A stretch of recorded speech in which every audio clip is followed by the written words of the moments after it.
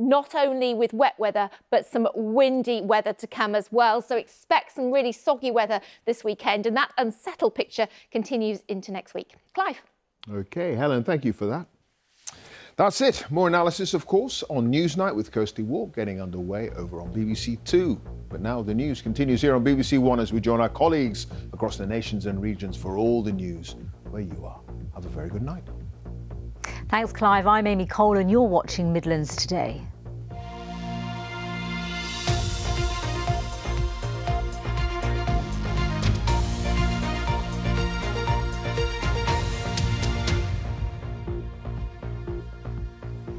Good evening. A march took place in Wolverhampton today in memory of a teenager who was stabbed to death in a case of mistaken identity. 16-year-old Ronan Kandar was killed just yards from his home in June last year. Last week, two 17-year-olds were jailed for life for his murder. Amber Sanju reports. Selfless, kind and happy. Just some of the words used to describe 16-year-old Ronan Kandar by his family today. And this afternoon, Ronan's mum Pooja and sister Nikita led the anti-knife crime march from there in memory of him. They walked Ronan's usual route to school, followed by family, friends and those in solidarity, and concluded outside the gates of Khalsa Academy, the school of not only Ronan, but the perpetrators too, Sukhman Shergill and Prabjit Vadesa. The school have taken the decision to close today and move lessons to online learning, but you'll be able to see behind me that purple ribbons have been tied to the gates and messages written on the floor in remembrance of Ronan. During the speeches in the march today, the family expressed their disappointment and anger towards the school for going ahead with the school trip to Alton Towers the day after the murder, and for providing what they describe as character references for the perpetrators. I allowed this education institution to educate my child for 5 years, and they didn't give a dime about my son's life, what has happened to him. A recent statement from Khalsa Academy states, to clarify, the school did not provide a character reference of any description for the perpetrators of this crime. The authorities requested factual information which was provided as part of a legal obligation. But Ronan's sister Nikita thinks it's not good enough. I want the school to acknowledge what we're saying. You know, they can keep rolling out excuses, but you know, we don't want to hear them. We want accountability taken. Mom and Didi miss you so much, and I love you till eternity, babe. The family said they will continue to support and fight for justice for their son and for tougher regulations on knives and weapon purchases. Amber Sandhu, BBC Midlands Today, Wolverhampton. A mother and father from Staffordshire have been found guilty of causing the death of their 5-month-old daughter. Paramedics found Ava May Collard in cardiac arrest at her home in Stone in 2020. A post-mortem examination showed that she had multiple fractures. 27-year-old Rebecca Grocott and Joshua Collard, who's 30, will be sentenced later this month. A third person has been arrested on suspicion of the murder of a man in Telford. The victim, who was 41, was found in a car park in the Woodside area on Monday morning. Police are now questioning a 31-year-old man arrested today.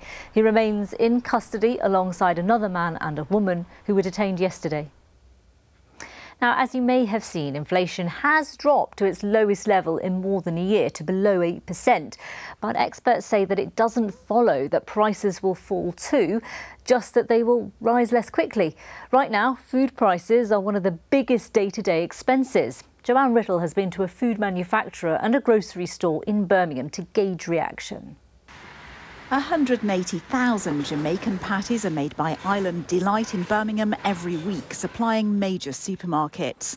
With wage rises for 70 staff and increased costs all round, the owner had a keen eye on inflation falling to 7.9%. It's coming down in the right direction, but the issue that all manufacturers are having, the price of utility costs, which is gas and electricity, just to produce goods, say for instance flour, the flour mill, flour price has gone up by 40% since last year. The war in Ukraine added to that. Our fat prices, that's gone up by about 60% as well. The supermarket in Bearwood sells the patties and also imports other goods from the Caribbean, but the owner says price rises across the board are hitting them hard.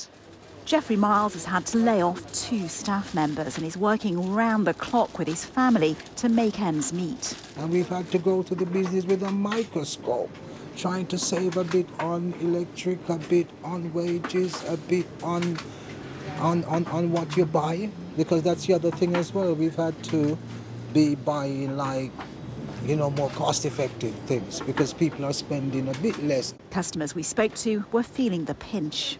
If you look at the money, you don't buy anything because everything is gone sky high. Very hard. If you've got £100, it's not enough to go to shop in one day. When wholesale prices fluctuate, Geoffrey says he does pass on reductions to customers. But all too often, what he buys is more expensive. Joanne Riddle, BBC Midlands Today. And finally, the Wimbledon junior champion Henry Searle visited his favourite football team in training today. The 17-year-old from Wolverhampton, who won the boys' title on Sunday, is a dedicated Wolves fan. This morning he met the squad and got the chance to show off his trophy to the players. He's the first British boy to win the singles title in 61 years. Oh, I bet it was a dream come true. Right, let's take a look at the weather. Here's Shefali. Hello, a very good evening to you. Well, while Europe swelters in extreme heat, we saw highs of 22 Celsius today, but that was a far cry from this time last year when our temperatures almost touched 40 Celsius. It's because our jet stream is a lot further south at the moment, keeping the high pressure systems across southern Europe, but we have low pressure dominating this week, and as a result we're going to see that area of low pressure to the northwest bringing in some heavy rain by the time we get to the weekend. So it's all changed by then, but at the moment we've got a bit of ridging and that's keeping things a lot drier across the region tonight.